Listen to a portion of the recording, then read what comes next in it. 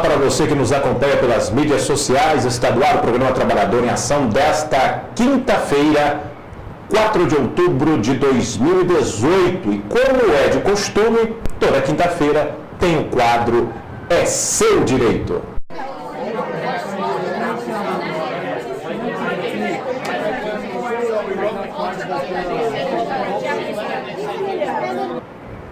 E como é de praxe, o quadro É Seu Direito, com a presença do advogado trabalhista, doutor Manuel Seixas. Boa tarde, doutor.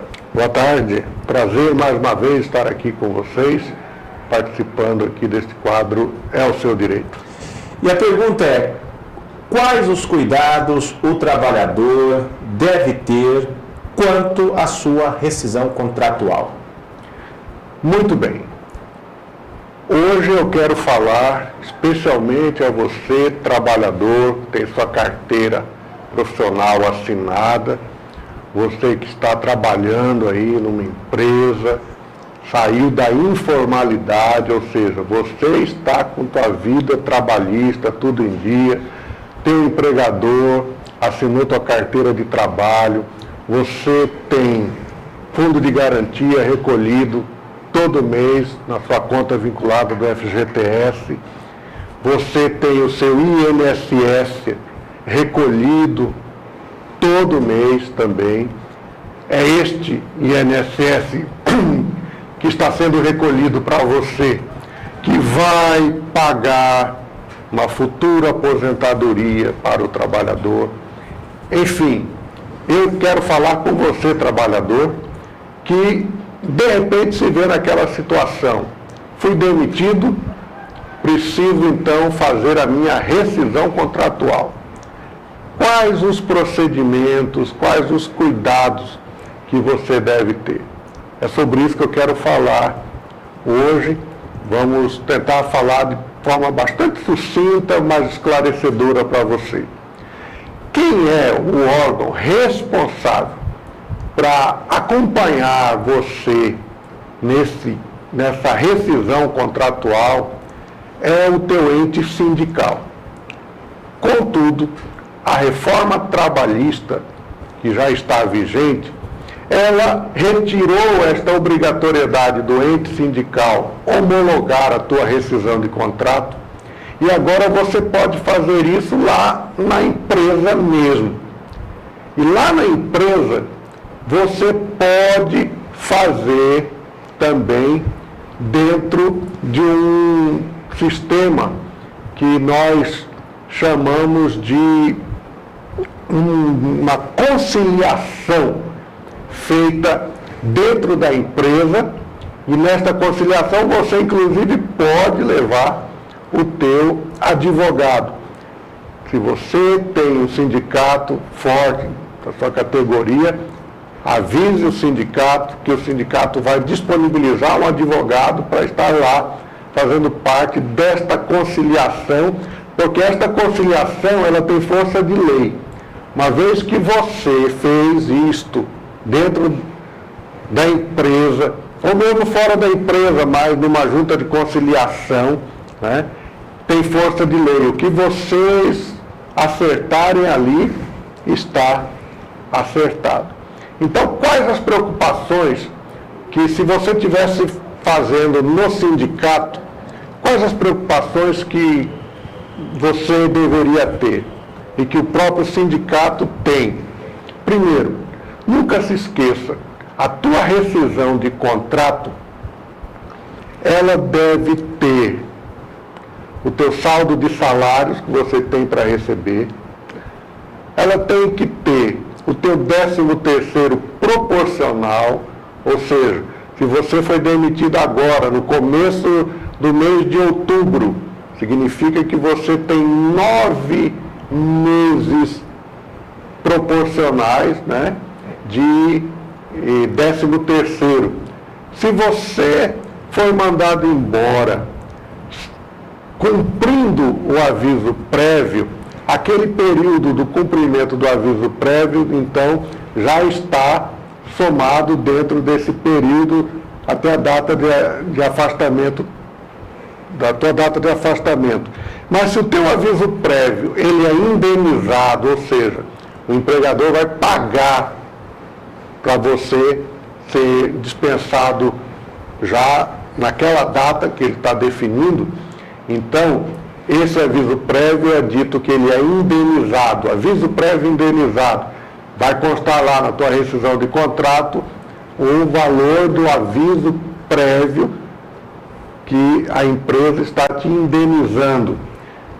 Lá deve constar também férias proporcionais. Se você já cumpriu férias e agora você tem direito às férias proporcionais, da mesma forma, você vai calcular quais são os meses de férias proporcionais que você tem.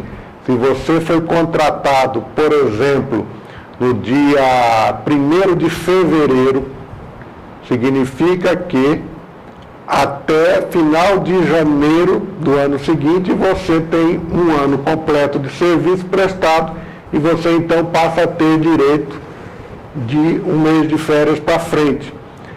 Quando você vai olhar a tua rescisão de contrato, você tem que verificar da data que você completa o ano na empresa para frente, você então vai ter o teu período chamado de férias proporcionais.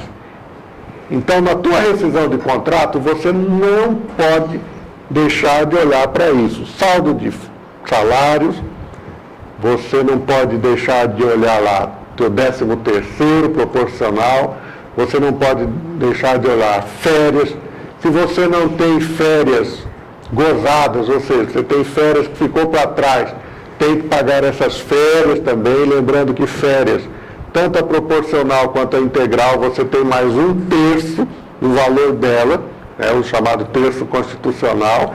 Então, a tua rescisão de contrato ela vai estar perfeita tendo esses itens básicos. Agora, se você tinha horas extras, se você costumeiramente fazia mês a mês horas extras, então vai aparecer também alguns reflexos de hora extra na tua rescisão de contrato. Chegando aqui uma pergunta do senhor Wilson Silva, morador do Ribeirão do Lipa. O trabalhador não perde em fazer acordo sozinho, sem sindicato ou advogado, porque o acordado prevalece sobre o legislado? O acordado prevalece sobre o legislado, isso aí foi algo criado nessa reforma trabalhista. A partir do momento em que o governo retira dos sindicatos esta força para olhar para esta rescisão de contrato e verificar se todos os itens estão ali, a partir do momento que se retira do sindicato isso, mas cria um grupo de conciliação, né? Nesse grupo de conciliação, a lei criou esse grupo de conciliação para quê? Para que o empregador, uma vez que ele faz este acerto, ele não corre mais o risco de ter esse trabalhador entrando na Justiça do Trabalho. Essa é a grande razão porque os empregadores no Brasil gostaram desta ideia. Por quê? Porque o empregador, ele pensa assim, fiz a rescisão de contrato, paguei, não tem por que o trabalhador ir na justiça pedir mais alguma coisa, né? Então, para que isso não aconteça mais, foi criado, então, esta comissão de conciliação prévia. Esta comissão, ela vai ter este poder que antes o próprio sindicato tinha de homologar. Só que esse poder vai além, porque quando o sindicato homologava, mesmo assim o trabalhador podia recorrer à justiça buscar os seus direitos, outros direitos que julgasse que tivesse. Mas no caso ali dessa comissão, não. Por quê? Porque a reforma trabalhista instituiu que uma vez que se fez esse acerto junto a esta comissão, ele deu quitação total aos seus direitos. O Luiz Paulo, do bairro Pedra 90, pergunta: Na nova reforma, os órgãos de reclamação, Ministério Público do Trabalho, Justiça do Trabalho, teve também alguma mudança de acordo com essa nova reforma? Basicamente não. As mudanças que tiveram, por exemplo, na Justiça do Trabalho. No quesito julgar. No quesito julgar. Quais as mudanças que tiveram? Por exemplo, antes o trabalhador contratava um advogado, entrava com uma reclamação trabalhista, né, e a Justiça do Trabalho ia julgar. Julgava. O trabalhador, o seu advogado, foi lá e pediu 100 mil reais. Eu tenho direito a 100 mil reais de horas extras, por exemplo. E, no curso do processo, ficou provado, e o juiz entendeu assim, que o trabalhador só tinha direito a 10 mil reais e não a 100 mil reais. O que acontece agora? O juiz vai pegar aquela diferença de 90 mil e vai condenar o trabalhador a pagar os honorários advocatícios sucumbenciais em cima daqueles 90 mil. Então imagine, o trabalhador ganhou 10 mil, mas vai ter que pagar, digamos, 10% de 90 mil, se o juiz arbitrar assim, né? Ou ele pode arbitrar até 15 a 20%. Então, o que está acontecendo agora? Agora o trabalhador e os advogados, especialmente, quando recebem a queixa do trabalhador, o advogado vai analisar melhor, verificar se aquele trabalhador não está querendo criar uma aventura ali jurídica, né? Infelizmente, muitos advogados criam essa figura da querer tentar ganhar na justiça, mas agora com a figura da sucumbência, ele tem que pensar duas vezes, porque às vezes nem vale a pena o que ele ganhou e o que ele vai ter que pagar para o outro lado. Então, por conta disso, se você for no Fórum Trabalhista, eu vim de lá agora há pouco, as audiências lá nas varas são meia dúzia de audiências, dependendo da vara, meia dúzia de audiências por dia. Antes você tinha audiência que começava às 8 horas da manhã e até 2 horas da tarde. Por que caiu tanto?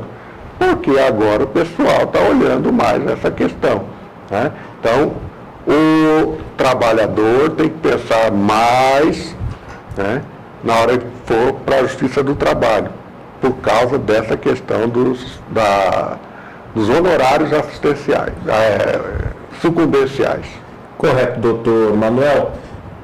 O Wilson Fernando, do doutor Fábio, pergunta: qual a diferença desta nova situação com a anterior? Na anterior, o trabalhador ganhava, como eu citei, ele pediu 100 mil e ele só ganhou 10 mil. Beleza, ele ganhou os 10 mil. Foi embora para casa, ganhou os 10 mil dele. Agora não. Ele pediu 100 mil e ele só ganhou 10, significa que 90 mil ali, ele não conseguiu provar. Se ele não conseguiu provar, ele vai ter que pagar o advogado da outra parte no percentual que o juiz determinar sobre esses 90 mil que ele não ganhou.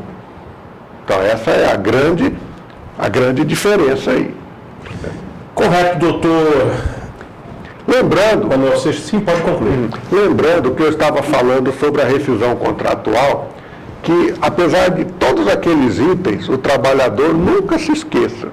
Olhar seu extrato de fundo de garantia para ver se foram recolhidos todos os meses, a multa dos 40% está lá, se o empregador entregou as guias para você dar entrada no teu seguro-desemprego, tudo isso você tem que ver na tua rescisão de contrato. Correto, doutor Manuel. A última, antes de a gente terminar o nosso quadro, o que podemos falar para a próxima quinta-feira? Já vamos agendar. Então, eu estou propondo aos trabalhadores, de modo geral, que enviem suas sugestões aqui, coloque no site, você tem aí o telefone, o WhatsApp daqui, coloque lá os temas que você gostaria que fossem discutidos aqui, porque nós queremos responder pergunta que você está fazendo.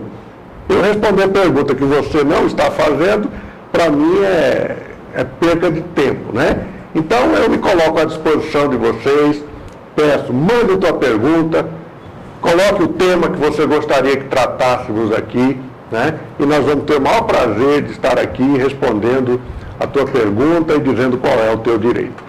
Muito obrigado. Obrigado, doutor Manuel Seixas, advogado trabalhista. E por aqui a gente termina o programa Trabalhador em Ação e o quadro É Seu Direito. Tenham todos uma ótima tarde e até a próxima.